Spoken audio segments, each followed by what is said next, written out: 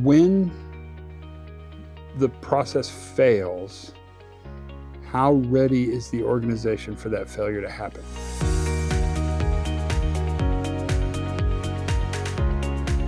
I think our challenge is to realize that this is really an opportunity not to look at our ability to control the future, because I don't want to break it to you guys. I'll be as gentle as I can. You suck at controlling the future. Let's just get that out there early.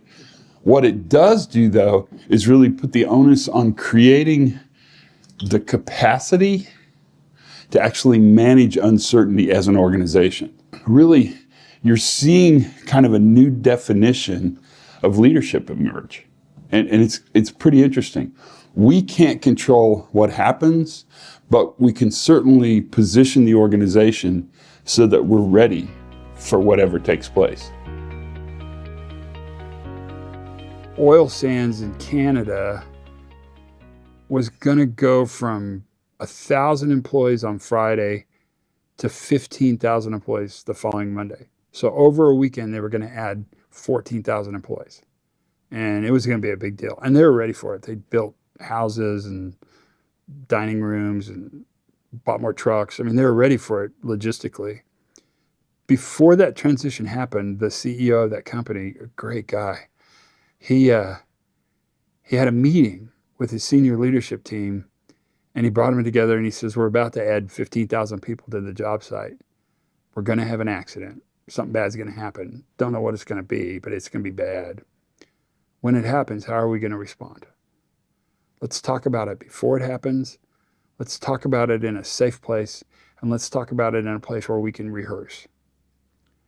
That's really a good example of capacity, because he was exactly right. You add 15,000 people to a job site, high risk, lots of moving pieces, 14,000 new employees. Something bad happened. And when it did, they kind of rehearsed it already. That made it way better. That's really capacity. Learning is not a nice thing to say. It's not a beautiful item to have on your mission statement. It's not a great thing to talk about to the board. I would suggest you learning is surviving.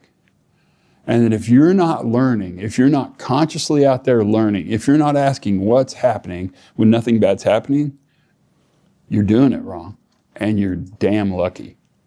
There is no leading data. I promise you. If there were leading data that would predict a potential high-risk, high-income failure, BP would have found it and paid for it and given it to us. I promise you, because they got a giant sack of money and they have giant accidents. If there was a predictor, they would have found it, and they're generous. They would have given it to us. It doesn't exist. You don't know what the future holds. But what you do know is, do we have the capacity to actually manage the future that's ahead? The reason everybody's so desperate to find leading data in anything, business, production, operations, finance, is because if we can predict the future, we can control the future. Here's what we learned. We've just been through quite a global experiment. You can't control the future. You don't know what's going to happen. I mean, you really don't.